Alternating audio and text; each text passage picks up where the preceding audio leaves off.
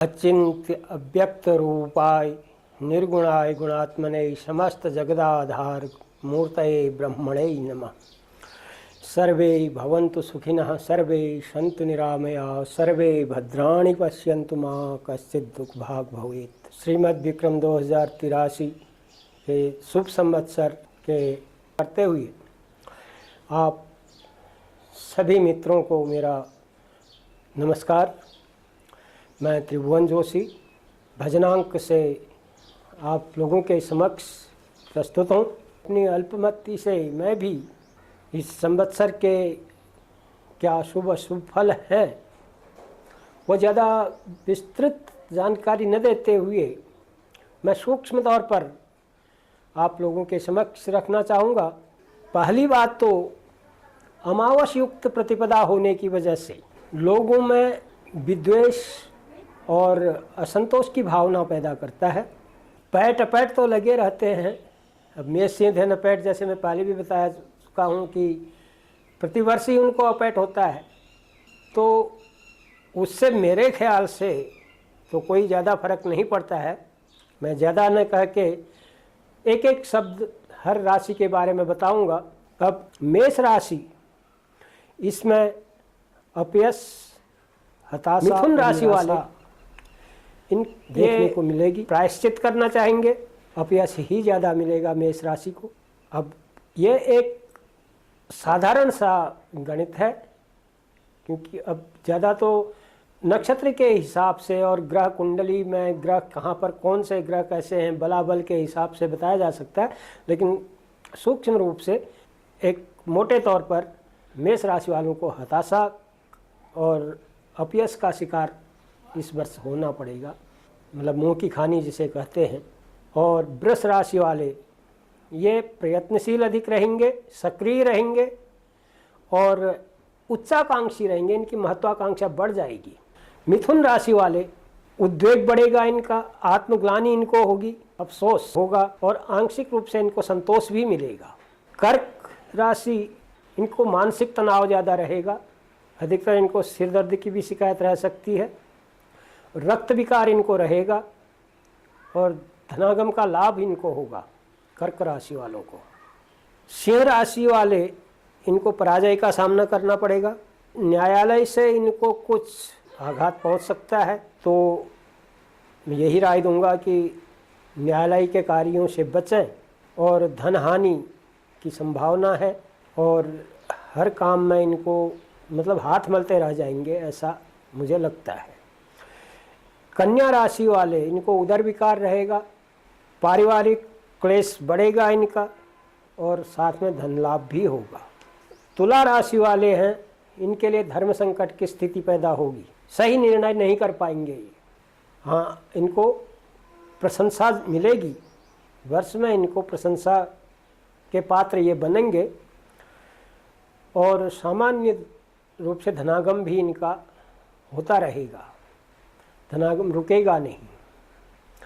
अब वृश्चिक राशि है, इनको उग्रता ज़्यादा आएगी, आपराधिक प्रवृत्ति इनकी हो जाएगी, इनको व्यसनों से बचना चाहिए, यही मैं राय दूंगा। अब जब होगा तो तभी खर्च भी करेंगे, तो धनागम होगा ही, लेकिन व्यसनों से बचने की कोशिश करें, धन का दुरुपयोग न करें।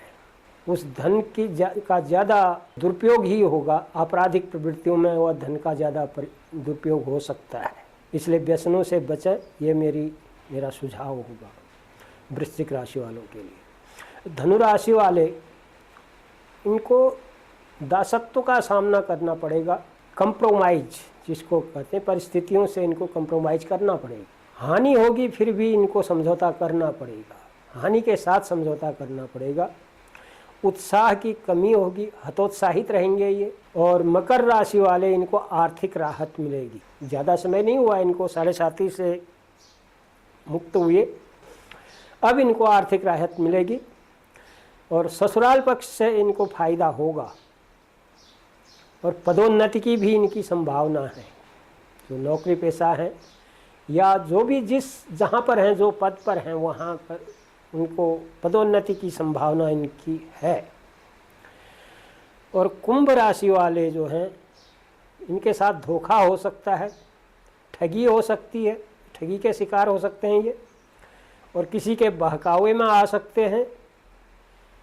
इसलिए सोच समझ कर ही कदम रखें, सोच समझ कर कार्य करें, हर किसी पर विश्वास न करें। यह कुंभ राशि वालों के लिए मेरा अपना आकलन है। और मीन राशि वाले जो हैं वह धैर्य रखने की कोशिश करें, संयम रखें, हालांकि उनमें 7.5 भी है। और इसमें कभी कभी एक भ्रमर की तरह आदमी काम कर जाता है, जिससे लाभ की जगह पर हानि हो जाती है। इसलिए संयम बरतें, चोट भाई, इसलिए जानबूझकर कोई जोखिम ना उठाए। धनागम होगा लेकिन खर्च भी बढ़ेगा। तो आपको पता ही है कि इस वर्ष गुरु जो हैं वो राजा हैं वर्ष के, और उनके सहयोग मंत्री है वह मंगल, और गुरु मंगल इनका 19-20 का आंकड़ा होता है। तो ये एक दोनों को जो है प्रतिस्पर्धा की दृष्टि से देखते हैं। तो मंगल जो है अग्नि का कारक होने से थोड़ा अग्निभय ज़्यादा रहेगा। और चूँकि अभी गुरु जो है वो अपनी नीच राशि में है, तो वो भी अपना नीचत्व दिखाएगा। जैसे कि रौद्र नाम ही संवत्सर का है, तो इससे प्रकृति का भी रौद्र रूप देखने को मिल सकता है, क्योंकि यथा नाम तथा गुण संवत्सर के होते हैं। हालांकि कश्मीर को भारतवर्ष का हृदय माना गया है, तो वहीं पर अधिकांश इस ग्रहों का प्रभाव अधिकतर पड़ता है, लेकिन उसका आंशिक प्रभाव पूरे विश्व में देखने को मिलेगा, जिससे बरसात में इस बार प्राकृतिक उपद्रव पूर्वोत्तर दिशा में ज़्यादा होने की संभावना है। और जनता में असंतोष, विषाद और भय का वातावरण बढ़ेगा। हिंसक जंतुओं से भय ज़्यादा रहेगा। फसल सामान्य ही रहेगी और बाकी सामान्य फल ही रहेंगे, लेकिन अग्नि भय और वर्षा से ज़्यादा हानि होने के लक्षण मुझे दिखाई देते। तो यह मेरी एक अल्प बुद्धि से अपना आकलन है। अब ये किसके लिए कैसा रहा, ये मेरी बात सही कितनी सही हुई कितनी गलत हुई, मैं आप लोगों का मार्गदर्शन चाहूँगा, क्योंकि आप लोगों के सुझाव से ही मुझे कहाँ पर मुझसे कमी है, गलती है, उसको सुधारने में मुझे राह मिलेगी। इसलिए अपने टिप्पणियाँ समय समय पर मुझे ज़रूर दें कि ये जो मैं आपको बताया तो किस राशि के लिए ये कैसा उनको फल रहा। आप लोगों की मनोकामना पूर्ण हो, भगवान आपको सामर्थ्य दें, सद्बुद्धि दें और सौहार्द दें, एक दूसरे से प्रेम भाव बनाए रखें और भगवान आपको सुख शांति दें। यही मेरी मनोकामना है। नमस्कार।